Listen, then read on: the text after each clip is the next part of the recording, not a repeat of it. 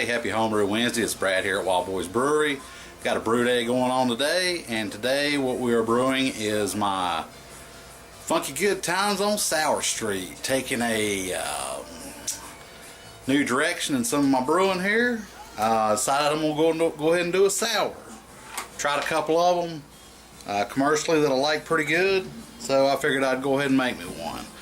And it's basically a blonde recipe. I'll spin this around here and let you check it out. It's a little bit out of the specs on the blonde. It's a little dark. It's an 8 where they're usually like 6 or 7 or something like that. But basically we've got Canada malting Canadian 2-row. Got 9 pounds of that for the base malt. 1 pound of Gambrinus honey malt. 1 pound of Kerstan 30, which is the crystal caramel malt, which is crystal 34. Some flaked oats and some carapils. Pound of flaked oats. 8 ounces of carapils. And I just went ahead and used some of the oats we had here at home. Pound of those. Some Millville all natural oats, old fashioned. And then this is the Gambrinus honey malt, which is pretty good. I tasted it and it's got a real nice taste. And these beers are basically they're like the opposite of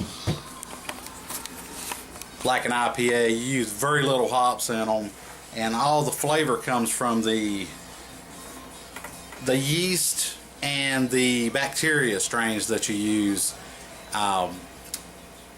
You'll use some type of basically what I'm using is the Roselaire.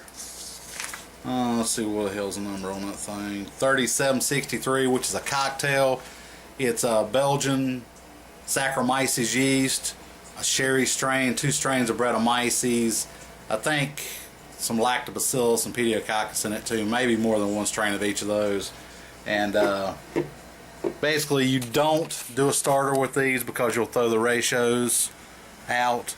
And then here is the smack pack for that, so I'm just doing 1 smack pack. I just have smacked it. It's just have started my brew day.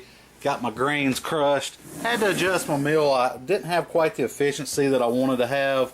I had lost, I got like 74% last time around, and it wasn't a big beer, so I should have got like 78. So I readjusted the mill down to 0.038, which is where pretty much everybody on YouTube said they were setting theirs.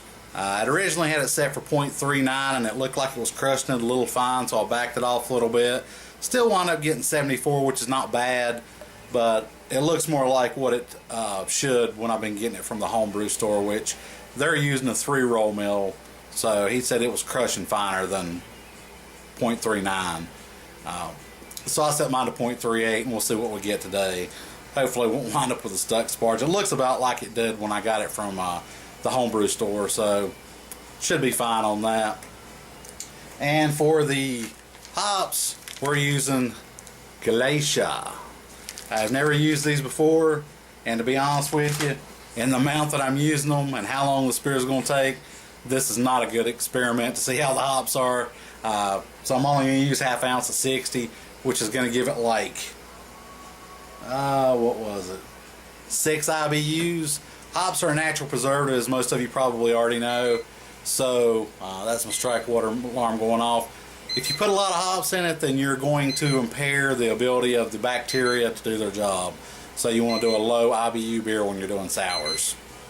So anyway, I'm going to get off here, dough in, and then I'll come back when I hit my mash temps, which I'm shooting for 158 today, because you want to produce a very unfermentable wort when you do sours. So your Saccharomyces yeast, they're done in about 2 or 3 weeks, and then basically the other bacteria and Brett eat the rest of they'll eat the stuff that the Saccharomyces can't eat, so it leaves them something to eat.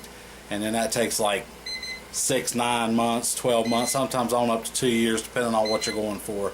So anyway, I'm going to get off here, I'm going to dough in, and I'll be back in a minute. Alright, we hit our mash temperature, we're at 158, so I'm going to set this thing for an hour, close it up, and then come back. Alright, we got done vorlofting. Here's our color. It's It's a nice light golden color. And then we're collecting our first runs here.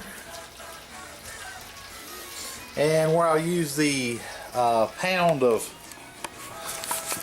flaked oats in it, this thing smells like breakfast. Makes me want to put a little bit of cinnamon and some raisins in that thing and just have me a bowl. But it smells good. And here's a quick shot of the 3-tier Vorloff system. Got 180-degree water in the bucket. Hooked to the spigot in the back there, and then it's run into the Vorloff pan, and you can see it's not quite to the bottom of the pan yet. It's running out.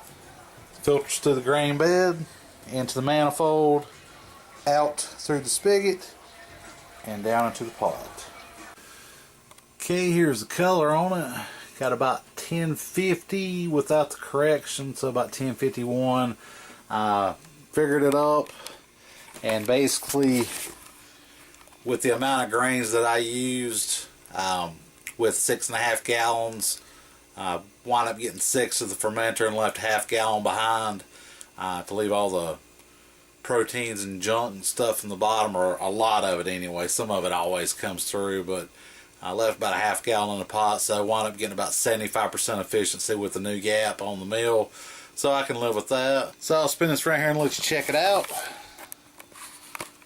This is my sour. Funky Good Times on Sour Street. Got the blow-off tube rigged up just in case it gets a little bit crazy sometime during the night. This tube is just a little tiny bit short. I think the last time I had this thing rigged up, it was on one of those gallon growlers, so I had a shorter hose. So I'm just setting it up on top of this cooler to catch it. And that'll actually help it out a little bit anyway, because it'll have any of the crowsing that's blowing off will have less distance to travel into that trap. So that's a look at the Wild Boys Brewery new Rosalaire strain Dirty Blonde Funky Good Times on Sour Street. So that's going to wrap up this week's update. I hope you enjoyed it. Happy Homebrew Wednesday, and I will see you guys next week. Cheers.